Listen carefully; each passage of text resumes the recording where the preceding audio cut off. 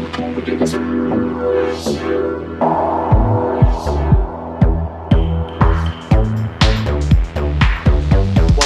and girls, C. Lopez back once again with another tutorialism, and today I'm going to be looking at signal by output. A signal is a pulse engine instrument for Kontakt. I'm going to be using the full version of Signal in this video. There is, however, a free version of Signal available for download at Plugin Boutique if you just follow the link below. Both the free version of Signal and the full version both work in the free version of Kontakt Player and in the full version of Kontakt as well. Now, what Signal is a pulse engine instrument, like I said before, and in this video I'm just going to run through a few of the presets and then I'm going to show you how I've been using it in a track. Okay, so the presets on this thing are pretty impressive. I'm just going to run through a few of them just so you get an idea of the kind of sounds that this instrument is capable of. So this is the first patch as it loads up, called So Epic. Let me just play a few notes on the keyboard here and you'll be able to hear it.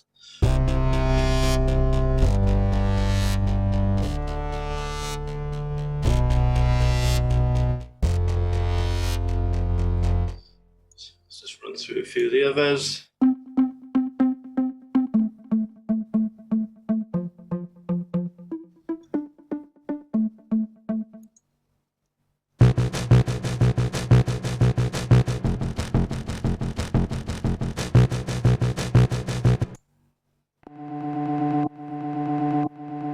Nice.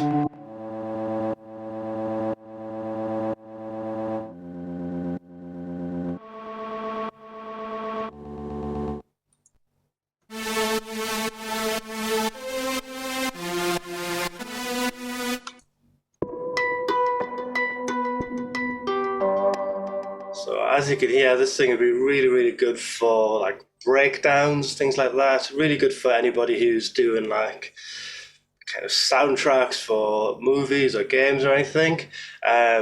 Just going to load up the preset engine here, I guess you call it, and you can actually search for presets by tag, which is kind of cool.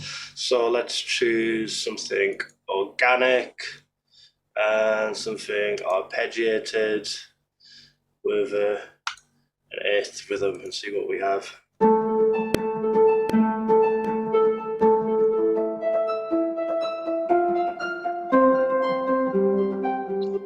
And let's maybe go for something with a 16th rhythm that's looped and something fat.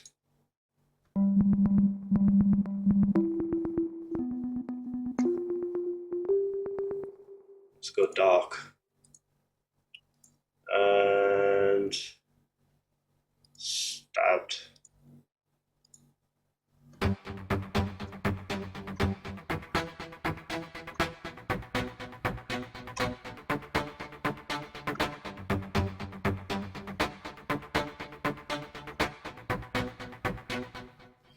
And let's do one more set, something aggressive. Tricks. What do we have here?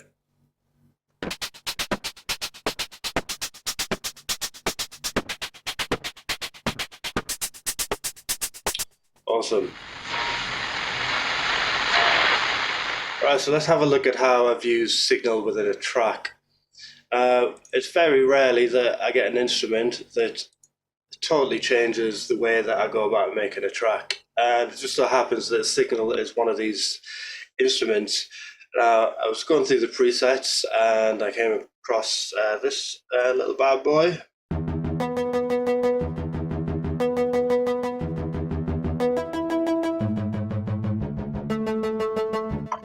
And I built a whole track, well, a whole loop anyway, just around this one preset. Now, the other day we were talking on Facebook about how when you've been producing for a while, you get kind of stuck in a rut, all your songs start to sound kind of similar. But when you load up something like this, or something that you've never used before, and then use this as the inspiration, I found that it's really helped well, me anyway, to make something completely different from what I usually make. So those regular viewers of my video will know that this is quite a departure from my usual sound. So I'm just going to play up the track.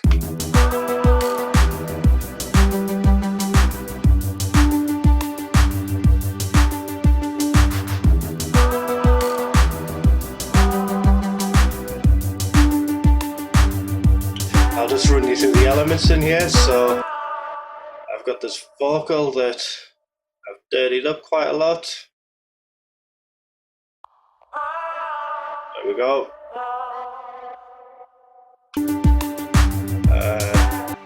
Got these kind of 90s sounding chords.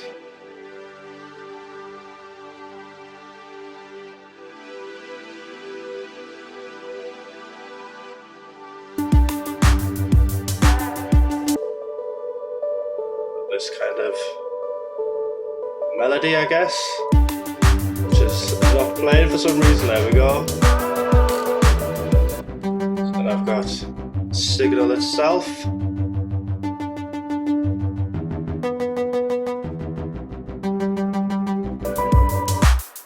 I've got my drums. So not that many drum parts in here. I've got 7 different drums in here, but I've got that nice kind of syncopated 8th rhythm, which is obviously inspired by the patch itself. Right, so let's have a look at Signal. So let's play this patch. So on the main screen here, you see we have these 4 sliders, and these are macro controls which are mapped to various parameters within the device itself. We have 2 pulse engines here, and each pulse engine runs off a sound source, which is a sample sound source, with this being Kontakt. And within each engine we have 2 rhythms which are generated from that sound source. And we can turn off the actual pulse engine and just hear the sound sources themselves by clicking on this button here.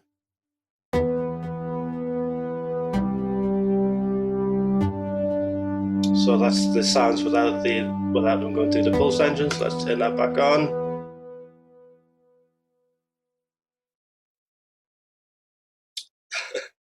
So wait for that. Stop for some reason. Start that again.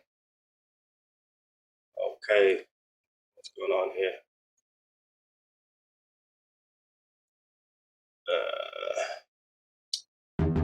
There we go. Okay, so let's just play about with the macro controls to begin with.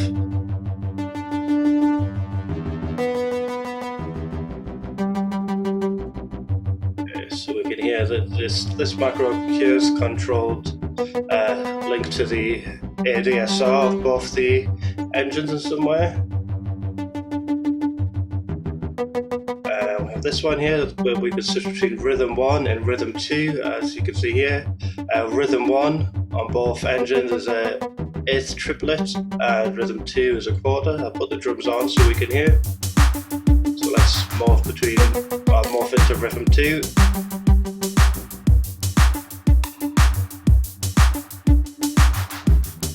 Nice, that's so cool. Let's try open and closed.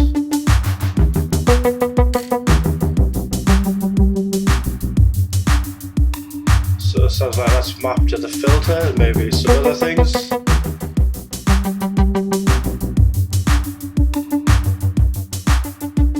let's go the dry wet.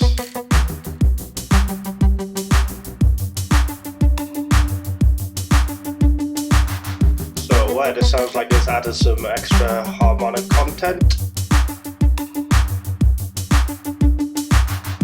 So I'm just going to get to a setting I kind of like with the macros, then we're going to dive in a bit deeper.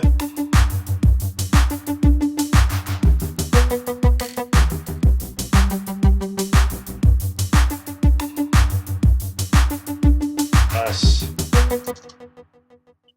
Alright, so yeah, let's dive into this. So I'm going to turn off engine A, which is the bass part of this patch. Left with engine B here. And let's load up the sample source. So we have 25 kind of synths to choose from here. They're a mixture of analog samples and digital, and we also have some actual real-life instruments to choose from as well. So let's go through a couple of these so you can hear what they sound like. So at the minute we're on gritty bass.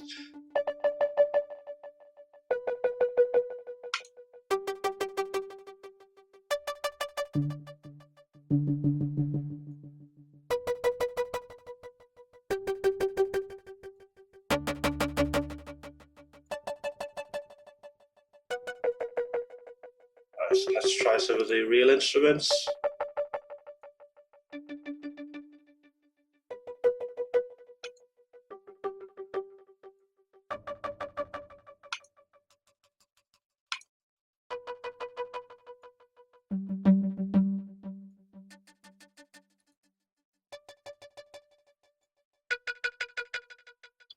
So let's go with this board guitar for now.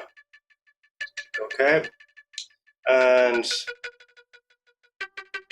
let's change from the arpeggiator. Actually, let's put this down onto rhythm 1, and let's change from the arpeggiator to the wave. So we can change the different wave shape here. So these waves are kind of your traditional LFO, and they can control various parameters within the instrument. So let's open up the advanced and see what we can control with this LFO here. So we can modulate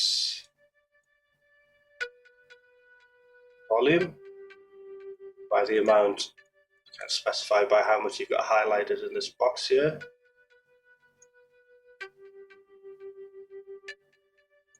Modulate the pan there.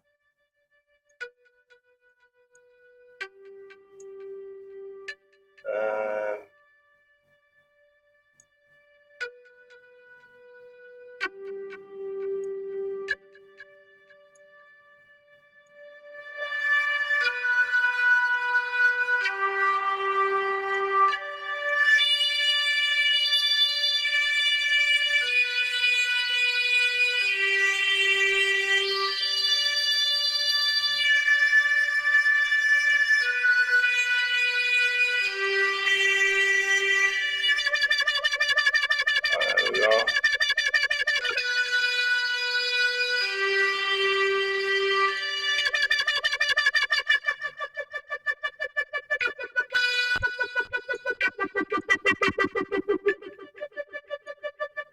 We can delay.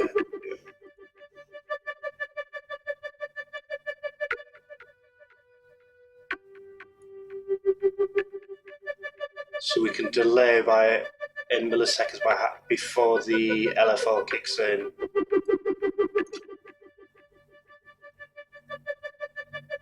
Cool. We can modulate.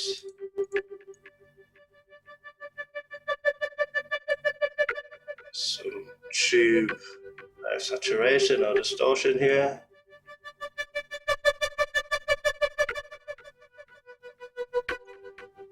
We can change the rhythm of it.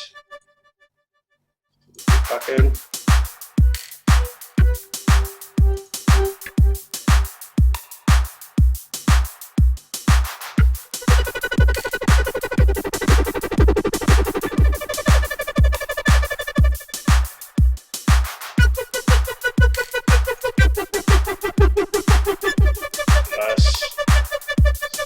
Look at the step sequencer. So we can draw in our own patterns here.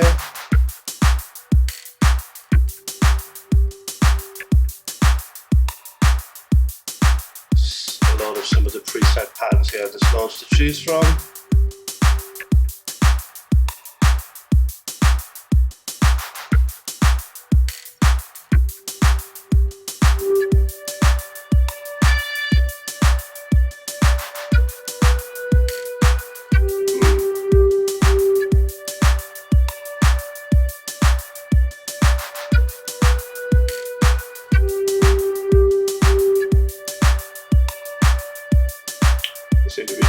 for some reason.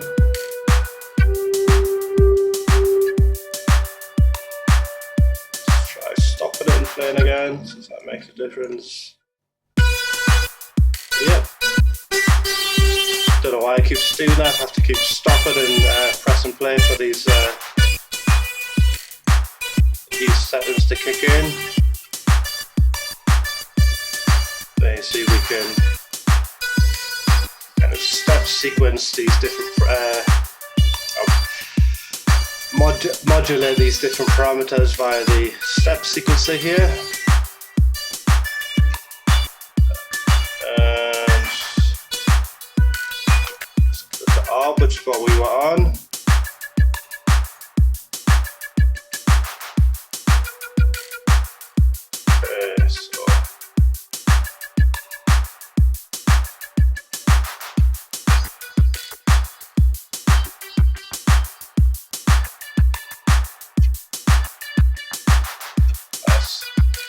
And finally, let's look at this looping function.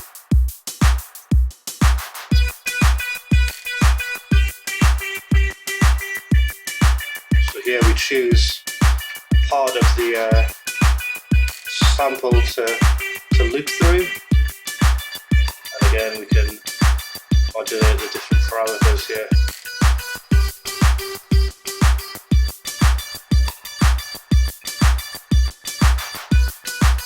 Nice. So let's go back to the ARP, I think, and set it.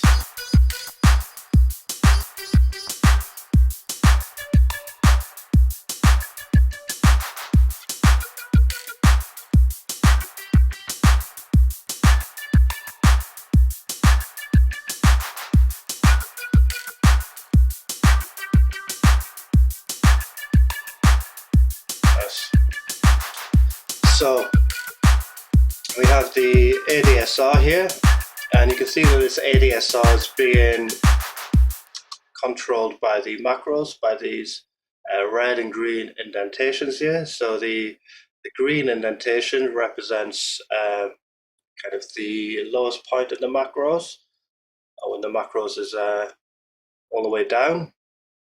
And the red point represents where the macros is all the way up. So the macros is going to control this part of the attack on the ADSR and this part of the release on the ADSR. And what else do we have in here? We've got the effects page. So in the effects page, we can add effects to either Pulse B or Pulse A by selecting an effect and either turn it on at B or A as such. So let's have a listen to the effects.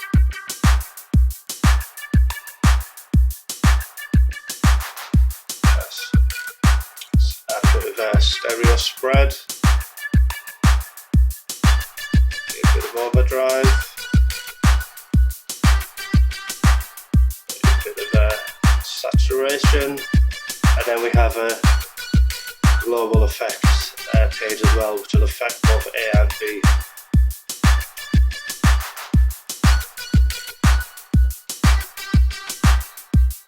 And you see some of these are being affected by the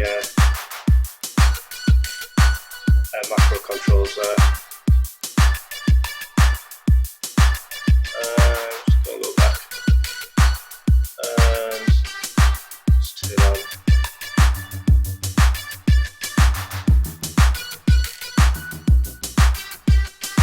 Down a bit.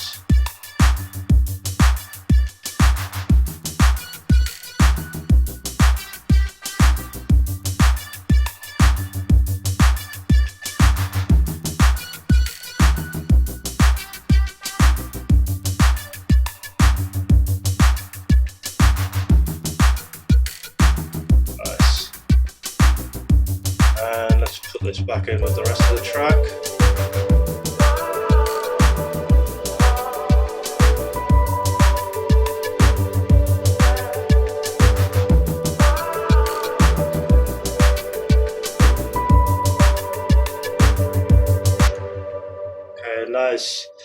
Right, so that's Signal by Output.